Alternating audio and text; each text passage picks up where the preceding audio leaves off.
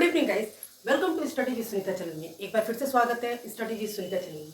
Guys, आज का जो टॉपिक है यूपी टेट सी टेट की जो क्लास चल रही है जिसमें संधि स्वर संधि आप पढ़ चुके हैं, ठीक है ना। और आज हम पढ़ने जा रहे हैं व्यंजन संधि, ठीक है।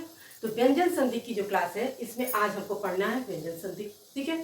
देखिए, सबसे पहले हम परिभाषा पढ़ते हैं कि व्यंजन संधि किसे कहते हैं, क्योंकि कोई भी टॉपिक पढ़ने से पहले आपको परिभाषा पढ़नी होती है। जब परिभाषा समझ में आ जाता है तो सब कुछ समझ में आ जाता है।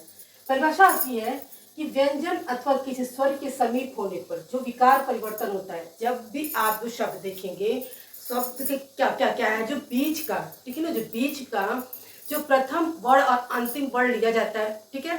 तो जो प्रथम वर्ण अगर व्यंजन होता है वो तो व्यंजन हमेशा होता है, और अंतिम वर्ण जो अगर या स्वर हो या व्यंजन हो, उन दोनों का जो विकार उत्पन्न होता है उसी को हम क्या कहते हैं, व्यंजन संधि कहते हैं, ठीक है। एक बार और समझते हैं व्यंजन संधि किसे कहते हैं, ठीक है। आपको बताया गया है कि किसी शब्द का, ठीक है ना, किसी शब्द के बीच का ही संधि लिया जाता है। बीच का जो प्रथम वर्ण और अंतिम वर्ण, ठीक है ना, जो होता है, तो प्रथम वर्ण क्या होगा, आपका व्यंजन होगा, और अंतिम वर्ण आपका स्वर भी हो सकता है और व्यंजन भी हो सकता है। अगर स्वर का भी मिलन अगर व्यंजन से होगा तो भी व्यंजन संधि होगा, और व्यंजन का व्यंजन से होगा तो भी आपका व्यंजन संधि। उन्हीं से जो विकार उत्पन्न होता है वही आपका क्या होता है, व्यंजन संधि। देखिए, इसमें आपके नियम है, नियम तो आपके बहुत है कम से कम, तो उन नियमों को समझना पड़ेगा और उसको अच्छे से समझ के तभी आप उसको संधि को कर सकते हैं। इसलिए क्योंकि नियम इसमें व्यंजन संधि में है, स्वर संधि में तो आप मात्रा के अनुसार पहचान जाते थे, इसमें भी आप ये पहचान तो जाएंगे, क्योंकि जब इसको आप उदाहरण से पहचान जाएंगे कि व्यंजन संधि है। लेकिन अगर उसको ये बनाना रहेगा, विच्छेद करना रहेगा, तो बिना नियम के आप नहीं कर सकते। तो देखिए, वर्ग के पहले वर्ण का तीसरे वर्ण में परिवर्तन, तो आपको वर्ग का पहला वर्ण को पता है, आपको हमेशा से वर्णमाला में बताया और हमेशा से बताया गया। पहला वर्ण क्या होगा, ये देखिए, ये क ख ग ख अंग, ये आपके क्या है, वर्ग है, ठीक है ना। ये आपके बोला जाएगा क वर्ग, जो पहला वर्ण होता है उसी से ये क्या हो जाएगा, वर्ग, क वर्ग, ठीक है। अब इसमें जो बोला जाएगा कि पहला वर्ण, तो पहला वर्ण कौन सा होगा, क, ठीक है ना। तो इसमें ये दिया गया है कि कर वर्ग के पहले वर्ण का तीसरे वर्ण में परिवर्तन। देखिए, इस वर्ण का इसमें परिवर्तन होगा, ठीक है ना, इस वर्ण का इसमें परिवर्तन होगा, ऐसे इस वर्ण का इसमें परिवर्तन होगा। यानी कि जो वर्ण है उसका पहले वर्ण का तीसरे वर्ण में परिवर्तन होगा। यही है इसका पहला नियम, क्या है, यही है कि वर्ग के पहले वर्ण का तीसरे वर्ण में परिवर्तन, वर्ग का पहला वर्ण का तीसरे वर्ण में परिवर्तन। यदि देखिए, इसीलिए मैंने अगर मैं आपको इस तरह से समझा दी हूं तो आपको तो समझ में आ गया होगा। अगर मैं ये नहीं भी लिखती तो भी कोई बात नहीं था, लेकिन आपको इसलिए लिख के कि जब भी आप वीडियो देखेंगे तो आपको हमेशा, जब भी आपको थोड़ा सा भूलता है, देखने पे आपको समझ में आ जाएगा। जैसे देखिए, यदि किसी वर्ग का पहला वर्ण, यानी कि पहला वर्ण कौन सा होगा, जो आपके पूरे स्पर्श व्यंजन, यानी कि जो 25 स्पर्श व्यंजन होते हैं, ठीक है ना, तो उसी को क्या हो, एक पहला वर्ण, उसका पहला वर्ण यानी क, च, त, प, ये इन सब का पहले वर्ण का मेल या तो किसी स्वर से होगा या किसी वर्ग के तीसरे या चौथे वर्ण से, या य र ल व, ठीक है, ये अंतस्थ व्यंजन हो गया, य र ल व, तो से होता है। तो प्रथम वर्ण के स्थान पे उस वर्ग का तीसरा वर्ण जाता है। जैसा कि मैंने बताया, इसका क्या हो जाएगा, अगर क होगा तो क की जगह ग हो जाएगा, ख होगा तो उसकी जगह घ हो जाएगा, मतलब उस वर्ग का क्या होगा, ये। तो इसी तरह से होगा, जैसे देखिए क्या होगा, देखिए क का क्या हो जाएगा, ज, च का क्या हो जाएगा, ज, फिर क्या है आपका ट का क्या हो जाएगा, ड, आपका फिर त का क्या हो जाएगा, द, प का क्या हो जाएगा, ब। इसीलिए मैंने यहाँ पे आपको क्लियरली लिख दिया है, ताकि इन पहला वर्ण का, ठीक है ना, इस पहले वर्ण का क्या होगा कि आपको यहाँ मैंने लिख दिया है, जैसे क के बाद क्या आएगा, ख, फिर आएगा ग। तो यहाँ बोला गया पहले वर्ण का तीसरा वर्ण लिया जाएगा, इस पहले का तीसरा वर्ण क्या होगा, ग, ठीक है ना। अब च का तीसरा वर्ण बोल रहा है, तो च, छ और ज, इसका तीसरा वर्ण कौन सा होगा, ज। अब आपको समझ में आ रहा होगा, ऐसे नहीं समझ में आ रहा है तो पहले वर्ण का तीसरे वर्ण में परिवर्तन, ठीक है ना। इस पहले वर्ड को हम किसमें बदलेंगे, तीसरे वर्ड में। इस पहले का तीसरा क्या होगा, ग। उसी तरह से अब क्या दिया है, च, तो च का परिवर्तन ज में होगा। फिर आपका क्या है, ट, ट का परिवर्तन ड, यानी कि जो पहला वर्ड जो दिया रहेगा और उसके जो तीसरे स्थान पे जो वर्ड आएगा उसी में परिवर्तन हो गया। अब आपको समझ में आ गया होगा।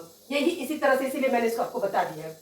या तो या र ल यानी कि स्पर्श व्यंजन हो तो प्रथम वर्ड के स्थान पे उस वर्ड का तीसरा वर्ड होगा, या तो ये भी होगा, ठीक है ना, तो भी उस वर्ड का तीसरा स्थान होगा। ये आपको समझ में आ गया, इसीलिए मैंने परिभाषा से समझा दिया आपको। अब देखिए उदाहरण से समझिए, देखिए क्या, और एक यहाँ आपको देखिए, यही आपको परिभाषा में बताया गया, ये क्या है, प्रथम वर्ड, ये अंतिम वर्ड, ये अंतिम वर्ड हुआ, ये प्रथम वर्ड हुआ शब्दों के बीच का, ठीक है ना। तो क्या दिया गया है यहाँ आपका व्यंजन, परिभाषा में भी देखिए, ये आपका व्यंजन होगा, ठीक है ना, ये हमेशा व्यंजन होगा। और यहाँ पे या तो स्वर होगा या तो व्यंजन होगा, ठीक है, कुछ भी हो सकता है, लेकिन यहाँ पे व्यंजन होगा ही होगा, क्यों, व्यंजन संधि यहाँ पे व्यंजन होगा ही होगा। यहाँ पे या तो व्यंजन होगा या तो आपका स्वर होगा, लेकिन तब और वो भी आपका व्यंजन संधि में आएगा, क्योंकि दोनों के जो विकार उत्पन्न होगा वो व्यंजन होगा। जैसे देखिए अब आपको बताए, और एक चीज और भी ट्रिक है कि ये जो वर्ड जो यहाँ पे होगा पहला वर्ड का हमेशा हलंत लगा रहेगा, इसीलिए इसको हल संधि भी कहा जाता है। क्वेश्चन एक बार पूछा भी गया था कि व्यंजन संधि को किस किस और नाम से जानते हैं, तो व्यंजन संधि को हल संधि के नाम से भी जानते हैं, क्योंकि इस वर्ड में आपके हमेशा हल लगा रहता है, हलंत लगा रहता है। हलंत लगने का मतलब ये वर्ड आधा हो गया, ठीक है ना। अगर हलंत नहीं लगा रहता तो पूरा वर्ड होता, तो पूरा वर्ड होने का मतलब है व्यंजन में आपका स्वर मिला है, और नहीं अगर हलंत लगा तो ये मतलब इसमें स्वर नहीं है। समझ में आ गया। अब देखिए ये आपका दिया है क पे हलंत दिया है, ठीक है, तो आपको क्या बोला है, पहले वर्ड को किसमें ये परिवर्तन हो जाएगा, इसमें तीसरे वर्ड में। तो क का जो तीसरा वर्ड क्या होगा, ग, ठीक है ना, क का तीसरा क्या हो जाएगा, ग, ठीक है ना। देखिए यहाँ पे क्या हो जाएगा, क के स्थान पे क्या जाएगा, ग, और अंबर, तो ठीक है ना, अंबर बन लिखा है, अंबर क्या होगा, जो मानता हो जी ये अंबर हो जाएगा, ठीक है ना। लेकिन अब आप ये सोचते होंगे कि कंफ्यूजन आपको ये बात होगी, जब यहाँ पे हलंत दिया है तो यहाँ कैसे हलंत नहीं होगा, ये आपके दिमाग में आ सकता है। देखिए यहाँ पे ये स्वर दिया है ना, ठीक है, जब ये ग और ये स्वर मिलके पूरा व्यंजन तो हो गया, ठीक है ना, क्योंकि जब व्यंजन को पूरा करना था स्वर मिला रहता है इसमें, ये ग और ये स्वर मिलके ये पूरा हो गया, इसलिए यहाँ पे हलंत नहीं रहेगा। इतना तो आपको समझ में आ गया। अब नेक्स्ट एग्जांपल देखिए, च, च का जो तीसरा वर्ड क्या होगा, च, ठीक है ना, तो यहाँ पे आपने ज लिख दिया, ये अंत हो गया, अजंत, ठीक है, तो से अंत तो रहेगा नहीं, अजंत होता है, इसमें जब आप उसको उच्चारण करेंगे तो क्या होता है, अजंत, तो यहाँ पे अंत ऐसे करके लिखेंगे। ये भी आपको समझ में आ गया। नेक्स्ट देखते हैं। अब देखिए जगत, ईस, ठीक है, ये त किसमें बदलेगा, द, इसका तीसरा वर्ड क्या होगा, द, ठीक है ना, तो ये होगा। और अब यहाँ अब द में बदल गया, और ये किस चीज की मात्रा है, बड़ी की, ये क्या हो जाएगा, जगदीश। ये इतना समझ में आपको आ गया, ठीक है। फिर है वर्ड के पहले वर्ड का पांचवें वर्ड में परिवर्तन। जो पहला वर्ड रहेगा तो पांचवा वर्ड, यानी कि किसी भी वर्ड में पांच ही वर्ड होता है, ये तो आपको पता है, ठीक है ना, 5 वर्ड होता है, तो अंतिम वर्ड में परिवर्तन। यदि किसी वर्ड के पहले वर्ड का मेल पंचम वर्ड से हो, यानी 5वें वर्ड से हो, तो पहले वर्ड के स्थान पर उसी वर्ड का पंचम वर्ड होता है, ठीक है ना, वह होता है, पंचम वर्ड होता है। अब जैसे देखिए ये त है, ठीक है ना, इसी को परिवर्तन करना है। इस त के क्या पांचवा वर्ड क्या होगा, त थ द ध न, यहाँ पे न होगा, ठीक है ना। जैसे देखिए यहाँ पे त, तो ये आधा त है तो यहाँ भी आधा न होगा ना, ये आपको समझ, अब बाकी ये ऐसे ही हो गया, आपका समझ में आ गया। उसी तरह देखिए इसका पांचवा वर्ड क्या होगा, अंगम, ठीक है ना, तो ये हो गया है। लेकिन अब आपको ये कंफ्यूजन होगा कि यहाँ पे जब ये कैसे अंग यहाँ होगा और यहाँ पे आधा, देख तो अंग को यहाँ पे जब ये हलंत लगा है तो ये ऐसे ही आधा हो गया, आधा इसको कैसे लिखेंगे, इसका आधा कैसे होगा भाई, न को आधा ऐसे लिख सकते, ल को ऐसे लिख सकते, अंग का ड का कैसे लिखेंगे, इसीलिए ये क्या हो जाएगा, अंग को ऐसे लिखेंगे, ठीक है ना। अब इस त का पांचवा वर्ड क्या होगा, नाम, ठीक है ना, यहाँ हो गया ऐसे। आपको अभी तक हमको लगता है समझ में बहुत अच्छे से आ गया होगा व्यंजन संधि। एक बार आपको रिवीजन करवा देते हैं। देखिए, वर्ग के पहले वर्ग का, ठीक है, तीसरा वर्ग यानी कि वर्ग जो है, यानी क च त ये सब जो है पहला वर्ग का, ठीक है, इसका परिवर्तन किसमें होगा? तीसरे वर्ग में, ठीक है। तो तीसरा वर्ग, लेकिन आपको ये कंफ्यूजन हो जाएगा, इसलिए आपको वर्ग और वर्ग हमेशा याद रखना है। वर्ग क्या होगा? क वर्ग, यानी कि एक क वर्ग में आपके 5 वर्ग होते हैं, ठीक है।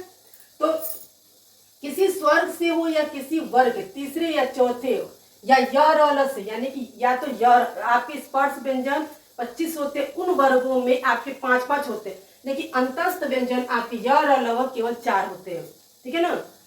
से हो प्रथम वर्ग के स्थान पे, इस पे उस वर्ग का तीसरा, इसीलिए मैंने एक एक चीज आपको लिखा है कि आपको हमेशा से ये बात हमेशा याद, इसीलिए देख यही आप ये शब्दों के बीच का ये प्रथम ये अंतिम, तो यही आपका परिवर्तन होता है। तो यहाँ पे ये क्या है? ये क वर्ग है, इस क वर्ग को परिवर्तन किसमें करना? तीसरे में। तो ये इसका तीसरा क्या हो जाएगा? ग। तो ये क्या हो जाएगा? ग, ठीक है ना।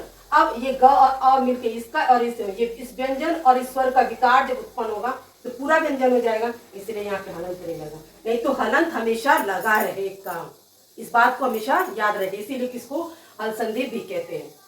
वर्ग के पहले वर्ग का 5वें वर्ग में परिवर्तन, यदि किसी वर्ग के पहले वर्ग का मेल पंचम वर्ग से होता है तो पहले वर्ग के स्थान पर उसी का वर्ग का पंचम वर्ग, जैसे देखिए यहाँ पे स्ता है, इसका 5वां वर्ग होगा क्या?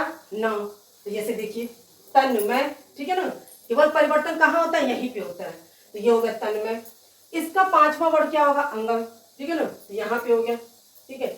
सतमार्ग, इसका इस परिवर्तन क्या होगा? न, ठीक है ना।